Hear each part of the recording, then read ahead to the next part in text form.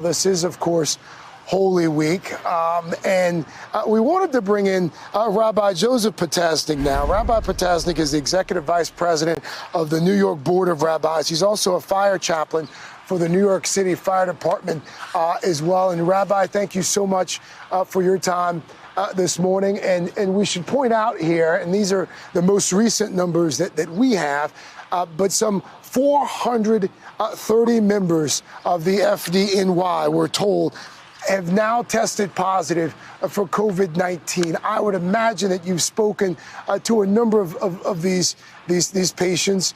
How are you counseling them through this? You know, Craig, firstly, thank you for allowing me to come on the air. I watched the previous segment, and I think there are two words that come across. One is heartbreaking, one is heartwarming. And to see the dedication of our healthcare professionals, those on these front lines, who, in spite of what they're facing, are willing to do everything humanly possible to save lives, even though they're ready to give their lives, to me is one of the most heartwarming scenes. So we express our pride, we express our gratitude. And remember, these people are not looking for any kind of plaudits, any kind of praise. They're doing this because they feel this is where they want to be. This is what they want to do. So they are the humble heroes in our midst. Amen to that. Rabbi, this is, of course, for many faiths, this is a big week, if you will, for me. Palm Sunday yesterday. You've got Good Friday, then we've got Easter on Sunday. This is a time where we gather. This is a time where we're Jews and Christians, and we get together. That's what we do. We can't do that this year. How do we deal with that? Yeah, Craig, it's really a time of contradiction.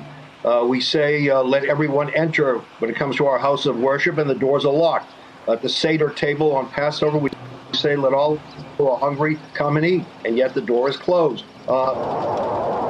So I think what we're finding is through technology, in many instances, we're able to connect with people and to help them realize we may be socially distant, but we're spiritually close. I know there are many who are practicing the Seder, the experience of telling the story. They have pictures of their family members on the table. They have cards and letters that have been sent, and that way they're going to try to keep close. Some will go online, some will not go online for their traditional reasons, but I think we reassure them in knowing that we're thinking of them throughout this experience.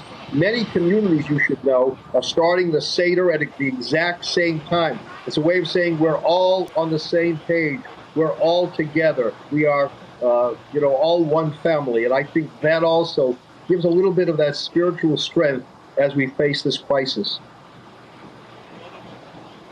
Rabbi, what do you think this crisis is going to mean for our faith on the other side? Well, I tell you this, Craig, many people have asked, where is God? And I think years ago there was a question asked of Elie Wiesel, where is God? He said, where are humans? And I think we should be inspired by seeing the people out there so selfless, so sacrificing. I think you're going to see a greater appreciation for people of faith communities, because we are all first responders. We are all essential. And I think people recognize, thank God, that we have these people in our midst who are ready to do it all for our sake. Make sure no one is forgotten, no one is forsaken.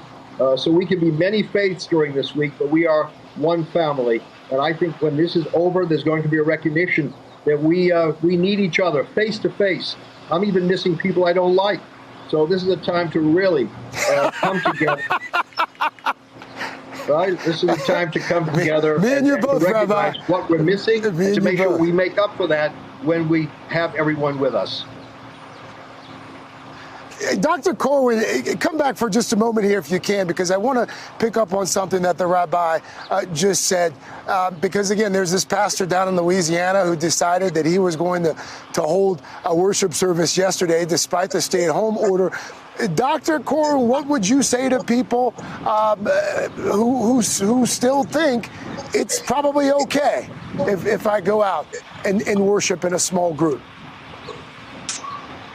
Well, my faith is Judaism, and my wife's faith is Catholicism. And she commented to me yesterday, no one's walking around with their palms because they're not going into the church on Sunday. We'll celebrate a Seder, just the two of us, on Wednesday.